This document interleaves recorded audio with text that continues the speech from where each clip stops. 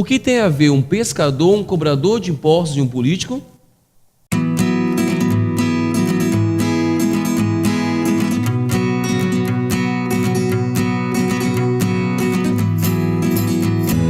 E aí, beleza? Vem chegando que está começando mais um Ligados na Palavra hoje, domingo, dia 2 de fevereiro. Tudo bem com você? Preparado para uma grande semana de estudos? Pois é, nós estamos aqui preparados, já recebendo a Marinete, que vai estar estudando conosco durante a semana. Tudo bom, Marinete? Tudo bem.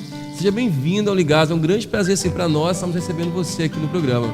É um prazer também estarmos aqui juntos para podermos falar um pouquinho mais da palavra do Senhor. E essa semana vai ser uma semana incrível e nós queremos convidar você que está assistindo a acompanhar conosco todo dia. Porque você já sabe, o nosso encontro é diário aqui no youtube.com/JA Central VV. Para a gente começar, vamos falar com Deus? Feche seus olhos. Querido Deus, vamos abrir a Tua Palavra mais uma vez. Por favor, Senhor, ilumine, inspire a todos nós. A nós estamos estudando aqui no estúdio e também o nosso amigo de casa. Continue conosco sempre, em nome de Jesus. Amém. Marinete, vamos lá. O estudo da semana vem falando sobre discipulando gente comum. E eu queria te perguntar o seguinte: na época de Jesus, quando Jesus esteve aqui na Terra, ele tinha muitas opções de doutores, de pessoas que conheciam as leis, a Bíblia. Por que ele escolheu pessoas comuns? Pescadores, cobradores de imposto, assim? Vamos começar porque Jesus era uma pessoa comum, né? Jesus veio de um lar pobre, nasceu num lugar muito humilde. Todos sabem que Jesus nasceu numa manjedoura, no estábulo, né? Uhum. E todos nós sabemos que é um lugar mal cheiroso, não é um lugar belo, e o Rei do Universo nasceu neste local. O Rei do Universo nasceu e foi criado também numa cidadezinha muito pobre, muito simples, e que ninguém dava nada por ele também, por estar vindo de uma cidade daquela. O pessoal falava, até dizia que se pode ter alguma coisa boa vindo de Nazaré, é verdade. Né? E Jesus, quando ele nasceu também, quando ele tinha que ser apresentado ao templo, os pais dele eram tão pobres que não poderiam oferecer um cordeiro, como era solicitado na lei mosaica. Uhum. Então, levaram os pombos para poder estar levando diante lá do templo para poder apresentar a Jesus. Então, Jesus ele se relacionava bem com isso, porque ele sabia o que era a pobreza. E nós também, hoje, nos nossos dias, nós podemos ver uma coisa. É muito mais fácil você conseguir discipular alguém ou ensinar alguém quando ela é mais humilde. Por quê? Não quero dizer mal das pessoas bem instruídas, mas às vezes as pessoas com mais instrução, elas acham mais dona de si. E quando a pessoa é mais simples, ele está com o coração mais aberto para receber a palavra. E isso, Jesus, ele sabia disso. Tanto é que as pessoas que mais procuraram atrapalhar a Jesus foram as pessoas de bens, que tinham posses, que eram inteligentes, que eram estudadas, entendeu? E esse tipo de pessoas que, infelizmente, Jesus teve trabalho. Eu não quero dizer para você que tem uma condição social melhor, que você estuda, e tudo que você não é, que você pode olhar e falar bem assim, mas eu não sou esse tipo de pessoa. Mas Jesus teve dificuldade com muitas pessoas desse jeito, mas teve também abertura com pessoas de posses. Também, a gente né? tem vários relatos aí. Vários relatos. Mas a grande maioria, infelizmente, não era pessoas de conhecimentos grandes.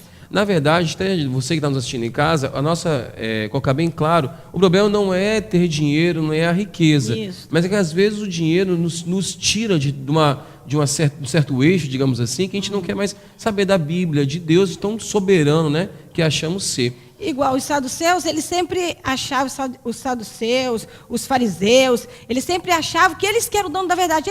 Todo mundo queria alguma coisa para poder saber, iam a eles. Por quê? Porque eles eram os homens mais inteligentes, os homens que pegavam os melhores lugares, né, na hora de sentar. Exato. Eram os homens mais requisitados. De repente, Jesus tomou essa posição, sendo um homem que veio de, vamos dizer, no lugar, da onde que é? Nazaré? Quem é Nazaré?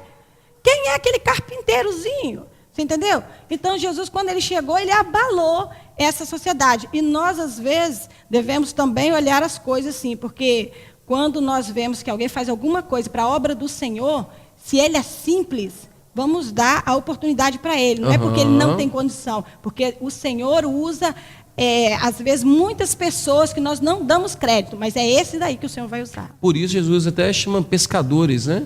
Pescadores. Jesus, quando ele chegou para poder chamar os discípulos, aonde que ele foi? Ele foi no lugar mais comum que existia naquela época, que era o quê? Que era o mar, onde que ficavam os pescadores.